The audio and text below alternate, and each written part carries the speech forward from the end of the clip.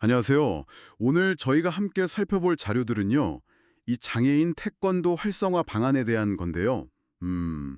단순히 운동 프로그램을 늘리자 이런 차원을 넘어서는 상당히 독특한 철학이 담겨 있더라고요. 네, 맞아요. 자료 보니까 2023년 기준으로 우리나라 등록 장애인이 한 260만 명 정도 되는데 그중에 지적 장애인이 37만 명.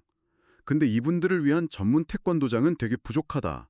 이런 현실도 짚어주고요. 네, 그렇죠. 그래서 이 자료들이 제시하는 좀 핵심적인 관점, 그 의미를 같이 좀 파헤쳐 보면서 당신께서 궁금해하실 만한 것들을 풀어가 보면 좋겠습니다. 네.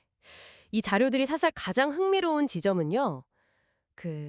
장애인을 바라보는 시각 자체가 좀 다르다는 거예요. 아, 어떻게 다른가요? 단순히 뭐 보호나 지원 대상 이게 아니고요. 사회 시스템의 문제라든지 아니면 발전 과정에서 어쩔 수 없이 생기는 사고 때문에 장애가 발생하는데 이분들이 그 과정에서 어떻게 보면 좀 희생을 하면서 우리 사회가 놓치고 있는 중요한 메시지를 던져주는 존재다. 뭐 이런 관점이에요. 희생이요? 네, 그러니까 우리 사회에 성찰할 기회를 준다. 이런 해석인 거죠. 희생과 메시지라. 와, 이건 확실히 좀 우리가 보통 생각하는 거랑 상당히 다른 시각인데요. 그럼 자료에서는 지금의 장애인 지원 방식, 여기에 어떤 한계가 있다고 보는 건가요? 현재 지원이 자료에서는 이걸 1차 도움이라고 표현하던데요. 이게 주로 뭐 물건을 주거나 편의를 봐주는 거, 여기에 좀 머물러 있다는 거죠. 네네. 물론 그것도 너무 중요하죠. 중요한데 그것만으로는 이 당사자들이 겪는 어떤 내면의 아픔이 있잖아요. 이걸 근본적으로 치유한다거나 정신적으로 성장하게 하는 데는 좀 부족하다는 거예요. 아, 그래서 여기서 이제 핵심 키워드로 나오는 게 바로 공부입니다. 태권도 얘긴데 공부요? 아까 운동 얘기 아니었나요? 신체 활동으로서의 태권도가 아니라요? 맞아요. 그게 좀 의외죠. 태권도 같은 운동은 사람들을 이렇게 한데 모으고 또 관계 맺게 하는데 아주 좋은 방편이라는 거예요. 그러니까 수단인 거죠. 아, 수단. 네. 근데 모임의 궁극적인 목적은 그냥 몸 단련하고 이걸 넘어서 나는 왜 장애를 갖게 됐을까? 이 경험을 통해서 내가 사회에 뭘 할 수 있을까? 이런 근본적인 질문들을 스스로 파고들면서 깨달음을 얻는 공부. 여기에 진짜 목적이 있다고 강조를 해요. 아, 그렇군요.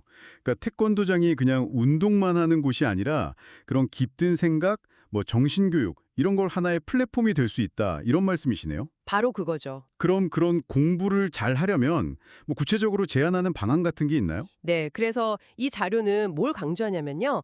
장애인을 지도할 사범님들이나 관장님들 있잖아요.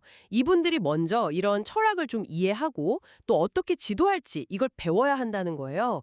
그래서 특화된 장애인 교육 프로그램을 꼭 이수해야 한다. 이렇게 얘기합니다. 아, 지도자 교육이 먼저군요. 그렇죠. 단순히 태권도 기술만 가르치는 게 아니라 이런 공부를 잘 이끌어줄 수 있는 역량이 필요하다는 거죠.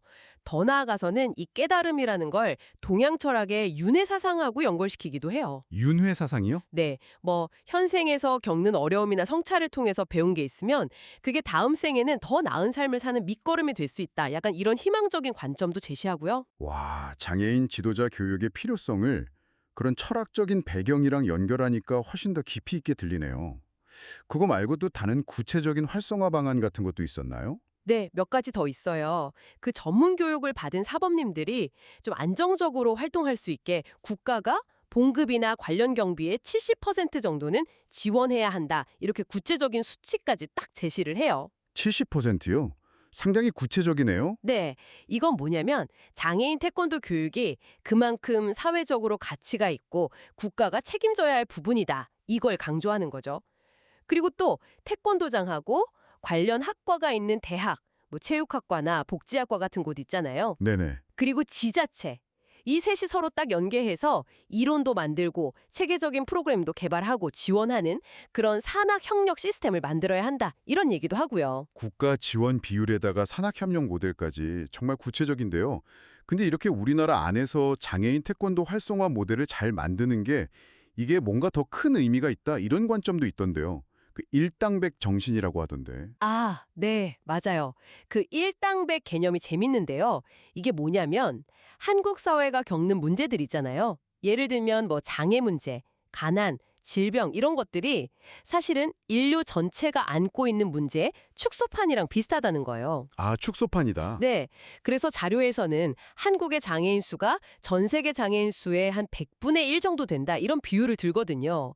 그러니까 한국에서 이 문제에 대한 해답, 예를 들어서 성공적인 장애인 태권도 모델을 우리가 딱 찾아내면 이건 그냥 한국만의 성공이 아니라는 거죠. 아, 이게 전 세계적으로도 적용될 수 있는 되게 중요한 모델이 돼서 결국 인류 공영에 기여할 수 있다. 이런 상당히 좀 거시적인 비전을 제시하는 거예요. 와, 한국에서의 노력이 전 인류에 기여할 수 있다니 스케일이 정말 큰 이야기네요. 그렇죠.